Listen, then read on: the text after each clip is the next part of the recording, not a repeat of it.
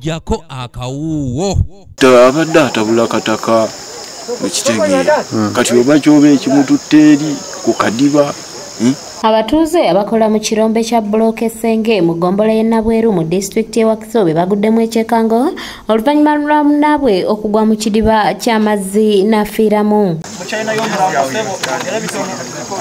Afuddeyo ekyanjo Dawudi ow'emyaka 29 ng'okugwamu abadde agenze kunaaba oluvannyuma lw'okumaliriza emirimu gye. Ono olubadde okutuuka mu kidiba kino aseeredde nga munnazze okumuyamba kyokka nga naye bw'ati aseeredde n'agwamu.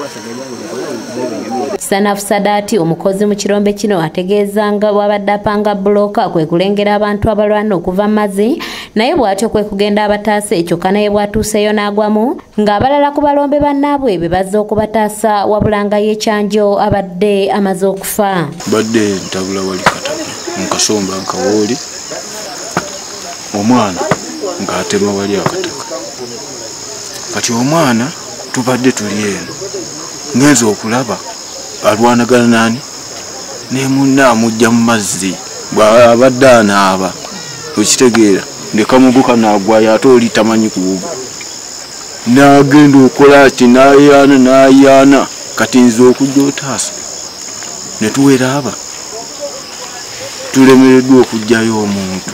Ssentebe w'ekirombe kino Ronnie Juuko annyonnyodde byonna ebibaddewo n'ategeeza ng'ono bw'abadde amaze n'okutabula ettaka kyokka wano waseeredde okugwa mu kidiba. Aseeredde bw'abadde agezaako okunaaba ng'ate ekidiba kiwanvu n'agwamu tugezezzaako omutaasa netulemererwa okudda ku poliisi naye poliisi weetuukidde ng'ate amaze okufa kibi. Ssentebe w'ekitundu kino Abdul Muwaya asabye abalombe okuba abeegendereza olw'ebinnya bino bye basimamu ettaka kubanga byabulabe eri obulamu bwabwe ko n'abantu abalala. Kubanga naye kyensinza okulaba ebidiba bino byabajjejjeemu nga balaba biwanvu nnyo biddi bakubiriza okubanga bateekawo busani post obulaga nti biki biwanvu balimala ebyebeeta ntala ki kubanga babisaagirako oba okubyerinaanya bogenda obbinaabira kuba kati embeera gye tufunye kati evudde ndowooza ku mbeera oli olw'obutamanya.